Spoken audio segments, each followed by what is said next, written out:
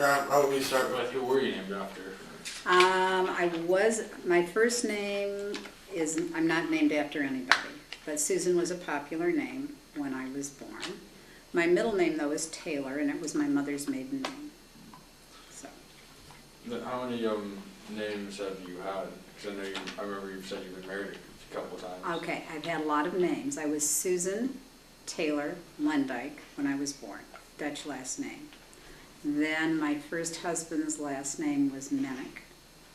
And I was married to him for 25 years, and then we were divorced. And so I changed my name to Susan Taylor, which is, my middle name became my last name for about 15 years. Then I got married again. I married Mr. McLean, so I'm Susan Taylor Lendyke Mennick Taylor McLean. Out of all the achievements you've done in your life, what do you consider to be one of your greatest?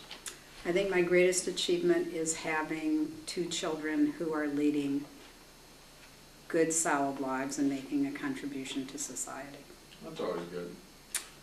What were some of your goals when you were growing up? Did you always want to be a teacher, or did you want to do something else with your life? Or? Well, when I was your age, I wanted to be an architect, desperately. Then the architecture teacher in high school told me I couldn't be in the class because I was a girl, and I would distract the boys. I also found out that to be an architect you had to be good at math, and I'm not. So I decided that I would become a teacher instead. Out of all the presidents that you've had in America, which was your favorite? Ooh. Oh, that's tough. That is really tough. Does it have to be a president from when I was alive? It doesn't specify, so I guess not. Well, there are presidents that I like for different reasons. I mean, if I could go to lunch with a president, gee whiz, I would just love to go. I'd like to spend a day with Teddy Roosevelt. I just think that would be so much fun. I think he was probably the most fun of all the presidents. What's the reason for that? He just had so much energy. I think I would really just like to be around him. I'd like to be in Lincoln's presence because I admire him so much. Thomas Jefferson just absolutely floors me. He was so good at everything. He was really a Renaissance man. He was an architect. He was a writer. He was just an amazing person. But I have some personal questions I'd like to ask him. There isn't a president that I would not like to meet, really. And I'd like to have a conversation with the dead ones and the living ones. So, again, as a history teacher, there's no end of stuff I could go into. Right. What's your current opinion on Obama? Do you think he's everything that people have said he was going to be, or is falling short of his expectations? I think that, well, first of all, I voted for him. And I think, I don't understand why anyone would want to be president right now in the current political climate. I think that he is trying to find a middle ground when no one wants one. I think people are very polarized, so I think it's very difficult to be president right now, and I don't envy him at all. I just wish that people would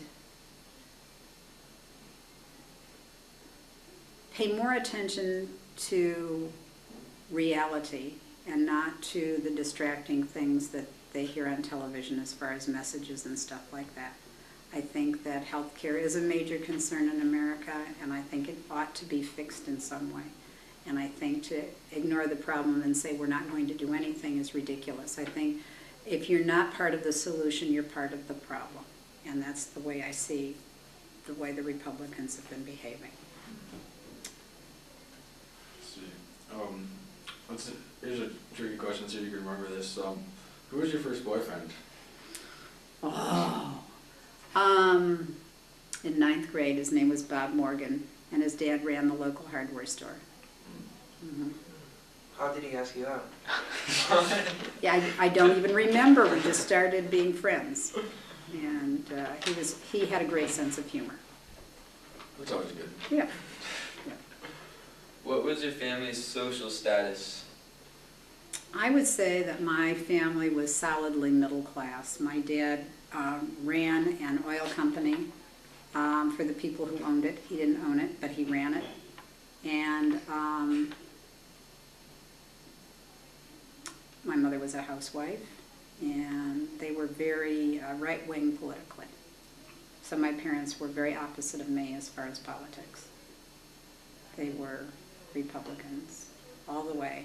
Did you have good arguments? We had rip-roaring arguments where I would be punished often for my speaking out against their opinions. Do you remember any of those arguments? Or I remember a lot of them really well. We argued, my mother would use the N-word in normal conversation when I was growing up. And I would go ballistic every time she did it. And I would say, you can't do that. And then later on, when she would say things like that around my children, I would tell her that she was not going to see my children again if she spoke in that fashion. So if she wanted to continue to be a grandmother to her children, her grandchildren, then she was going to have to change her behavior. And did she? Around my kids, yes. Or I would hear her start going in that direction, and I would say, just like she was a child. You know? Right. So it was very difficult. Very difficult. Did you grow up, or since you grew up during the time of World War II? I was born right after World War II. Oh, really? But I remember the Vietnam War really well. Okay. Okay, because people my age were fighting the Vietnam War. How did you feel about, like, did you ever think about helping out with, like, majorly in the war, or? I was against the war, and I protested against the war, and my first husband was a conscientious objector during the Vietnam War. And so he was drafted into the service, and he got out as a conscientious objector after a year. And I wrote his paper. What was your, do you have any members of your family in the war?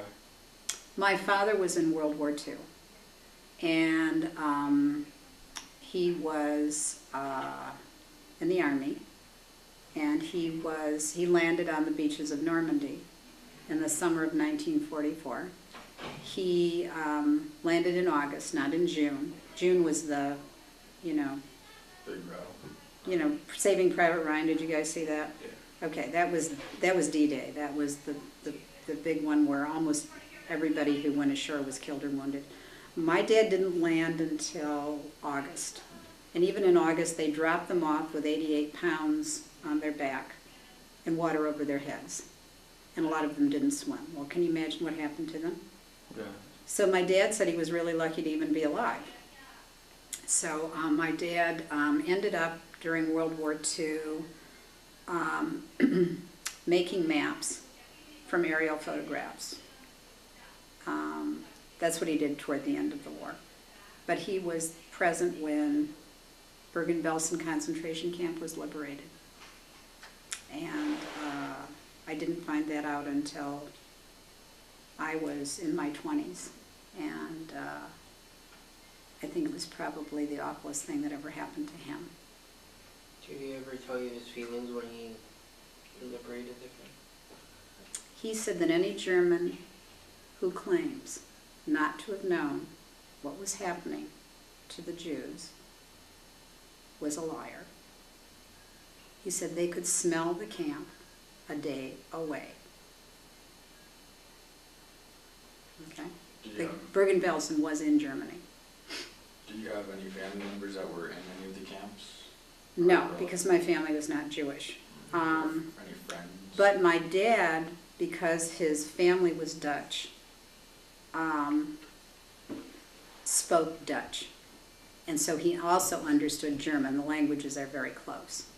And so he knew what Germans were actually saying when he was